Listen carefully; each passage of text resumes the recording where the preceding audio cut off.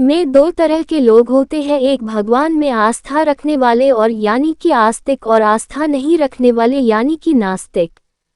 ये कहानी आस्था रखने वाले लोगों को ज़्यादा पसंद आएगी। हो सकता है इस कहानी को पढ़ने के बाद उनकी आस्था और ज़्यादा पक्की हो जाए। एक आदमी जो जीवन भर राम नाम जपता रहा, अब वो बूढ़ा हो गया था।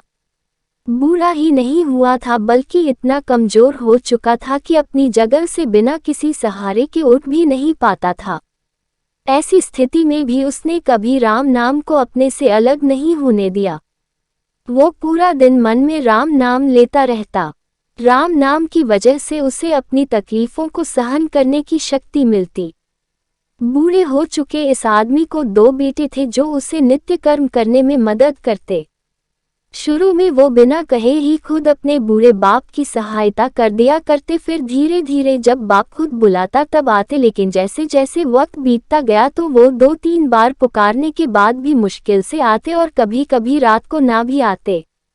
अब हालत ऐसी हो चली थी कि अक्सर बूढ़ा बिस्तर गंदा कर दिया करता और जब तक उसके बेटों से सहायता ना मिलती ऐसे ही गंदे बिस्तर में पड़ा रहता। बुढ़ापा बढ़ता जा रहा था, उसकी नजरें कमजोर हो चुकी थी।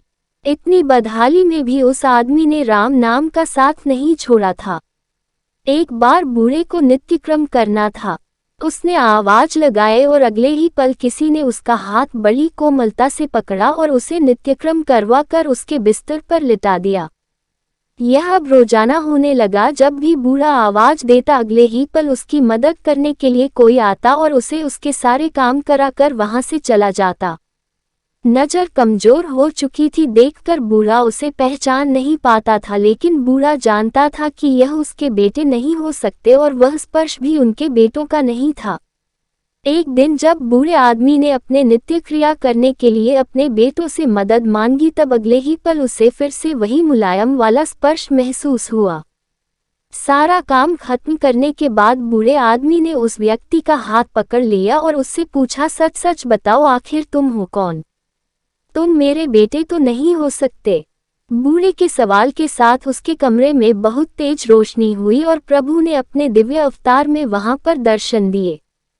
किसी भी वस्तु को बड़ी मुश्किल से देख पाता था, वही बूढ़ा भगवान के दिव्य रूप को स्पष्ट रूप से देखने में समर्थ हो गया। जिस भगवान का नाम वह पूरा जीवन लेता रहा, उसे अपने पास पाकर बूढ़ा उनके चरणों में गिर पड़ा और बोला, भगवान मैं धन्य हो गया जो आपने मुझे साक्षात दर्शन दिए। लेकिन भगवान मैं बहुत शर्मिंदा हूँ क्योंकि मैंने आपसे मेरे नित्यक्रम करवाए। भगवान ने कहा, मेरे लिए सारे काम एक जैसे हैं, अगर वह काम मुझे अपने भक्तों के लिए करना पड़े तो मुझे सभी कामों में खुशी मिलती है। बूढ़े ने हाथ जोड़ते हुए भगवान से कहा, लेकिन भगवान आप ये सब करने के बजाय मुझे मुक्त ही क्यों नहीं कर देते? क्या आपके दर्शन मात्र से मेरी मुक्ति संभव नहीं है? ये सब प्रारब्ध की वजह से है। तुम्हारा प्रारब्ध बहुत कठिन है।